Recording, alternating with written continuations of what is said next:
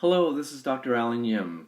In this video, I am going to be talking about the dominant and the dominant seventh chord with a raised fifth. This means that we are going to take the fifth of the chord and we are going to raise it up a half step. Now, this raised fifth, okay, so here we are in G major. I lied, this is C major. So here's the G chord. The raised fifth is going to resolve up by a half step to Mi in the scale. So you can only use this chord in major because remember that in a minor key, when you raise it up, it would be the raised fifth would be Me, so it would have nowhere to go. Okay, I'll show you this right now. So let's take a look at it in C major. All right, I'm going to write it like this. We'll do the triad first. So we could probably just write it like this if you like. And down here, we could just put a plus. Okay, so this is an augmented chord. And this is really the first augmented chord we've seen. Okay, so let's take a look. I'll put a G here, and I'll put a B. And instead of a D up here, I'm going to put D sharp. And let's put another G here. Alright, so this is what the chord looks like as a triad. It's going to resolve to 1, and the resolution of this sharp 5. Okay, so this is it. This is sharp 5th. I shouldn't say sharp 5 because I don't want you to think that that's the 5th degree of the scale. No, this is the 5th of the chord. D sharp is going to resolve up. Okay, so it resolves up by half step. And we can only use this in major because now it might be a little bit more obvious when you look at it. So only, if you look at it, if we tried to write this in minor, it would look something like this. Alright, same dominant that we had before, except of course we'd have to put a natural sign there for the key signature. This would be sharped, and then it would go to E flat. But these two notes are the same, right? Enharmonically. So it doesn't work in minor.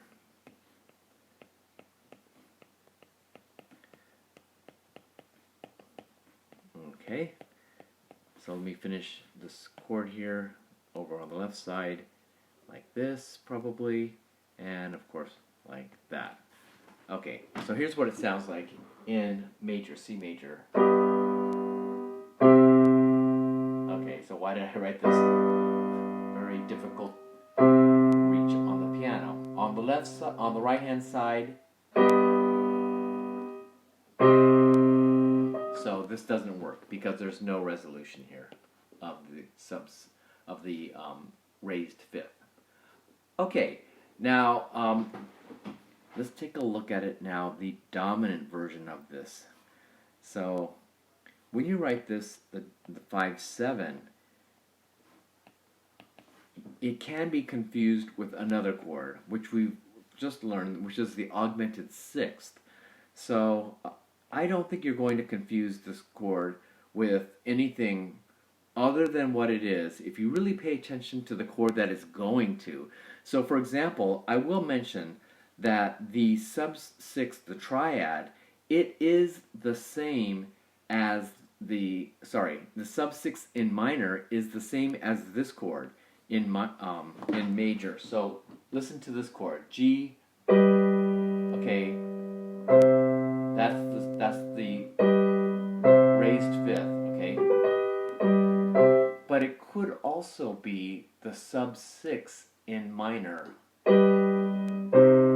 It's the same exact chord. The only difference is the resolution. Okay, so you're not going to get this confused.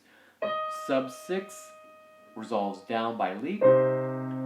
Raised fifth goes up by a half step. Okay, even though those two chords are enharmonic, you won't get those two confused.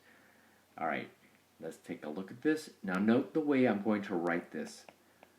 Alright, you may see other times it written like this. I don't recommend that you use this spelling. or this chord symbol over here. Okay, so don't use this one because it's confusing. It looks like you might be raising up the seventh of the chord. So I think if you put 5 7 sharp 5, it's a little bit you're less likely to make some kind of mistake. Same thing up here. So write it G7 sharp 5. That's really clear. If you write G, plus 7 or something like that, that's confusing. Okay, here we go. I'll do it again. G, B, and I'm going to put F here. I'm going to put the 7th here. And then again, I'll put the sharp 5 up at the top. And of course, this is going to go up like this, and like this, and like this. Okay, kind of the same thing. Why did I use this voicing? Listen. Alright, here's what it sounds like. Alright. Almost the same thing.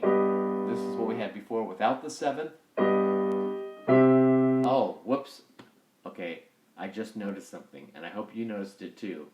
I shouldn't write it this way because the 7th of the chord needs to resolve down. What am I thinking? Okay, so let me erase this part here. I hope you caught that. Here's the 7th of the chord. This, of course, should go this way. I was so distracted by this raised. Okay? Of course, we want that sound. Alright, which means that probably maybe you have a couple of options here. I'll go ahead and make this chord complete. Let me erase this. Rather than have double third, double root, maybe I could do this.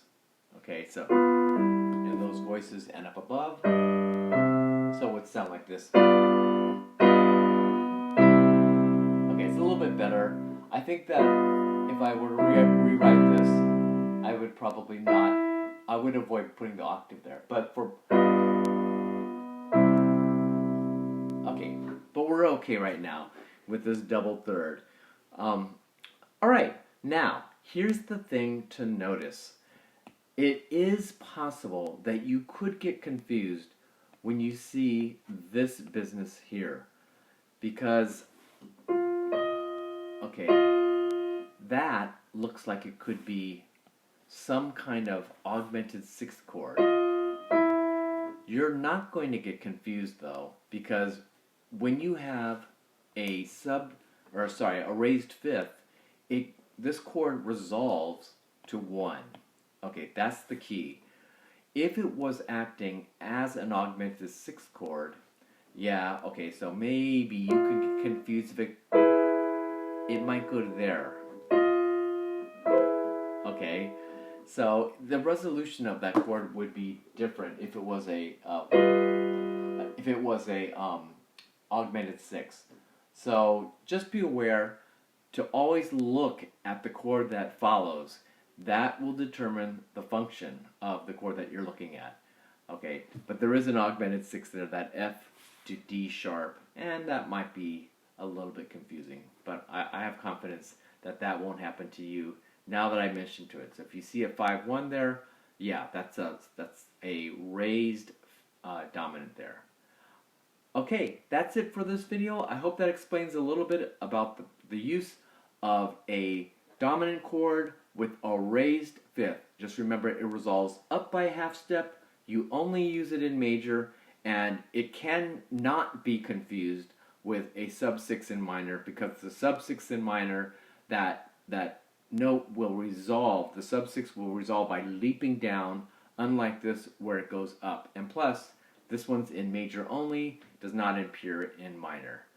Thanks for watching.